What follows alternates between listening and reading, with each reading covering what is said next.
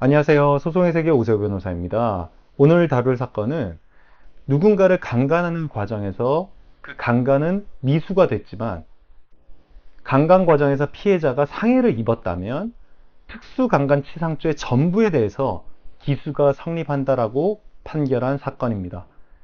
가해자 A씨와 B씨, 그리고 피해 여성인 C씨, 그리고 동석자 D씨, 이 네 사람은 함께 술집에서 술을 마셨습니다. 근데 술자리 중에 이 동석자 D씨는 먼저 귀가를 했습니다. 그러자 이 가해자 A씨와 B씨는 이 피해 여성을 강간하기로, 즉 성폭행하기로 공모를 했습니다. 그래서 이 가해자들은 수면제 성분인 졸피뎀을 숙취 해소 음료에 타서 피해 여성 C씨에게 마시게 했습니다. C씨는 곧바로 정신을 잃었지요. 그러자 이 가해자들은 C씨를 데리고 인근 호텔로 갔습니다. 그런데 그 과정에서 피해자 C씨의 가족, 남편이나 이 가족, 그리고 동석자 D씨가 가해자들에게 전화를 했습니다. C씨가 이제 연락도 되지 않고 귀가를 하지 않으니까 걱정이 돼서 전화를 한 거예요. 이를 통해 볼 때 이 C씨 가족, 동석자 D씨는 이 가해자들과 모두 지인 관계였습니다.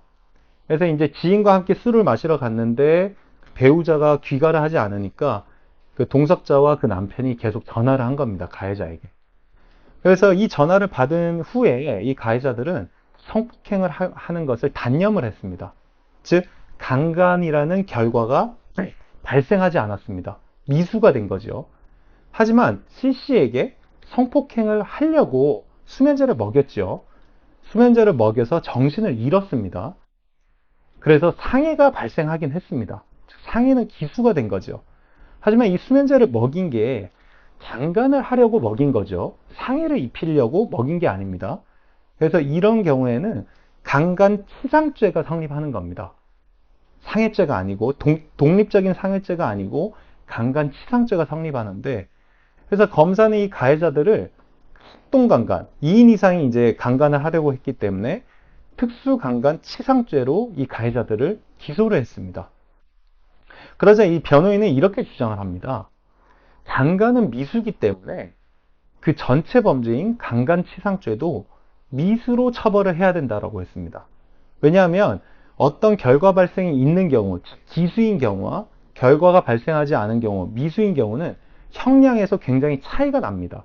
그래서 어떤 죄가 미수라면 그것은 필요적으로 형을 감경을 해줘야 됩니다. 법원이. 그래서 변호인은 이제 변호 전략으로 강간치상죄 전체가 미수라는 주장을 한 겁니다. 하지만 이에 대해서 법원은 변호인의 주장을 모두 배척하고 유죄를 선고했습니다. 이 사건에서의 쟁점은 그거였습니다. 본죄, 즉 강간죄가 미수라면 그 전체 범죄인 강간치상죄도 미수인지가 쟁점이 됐습니다. 하지만 법원이 보기에 치상, 즉 상해라는 결과가 발생했다면, 기수라면 그 전체 범죄인 특수강간치상죄도 기수라고 봤습니다. 기수범으로 처벌해야 된다고 봤죠. 미수범이 아니라.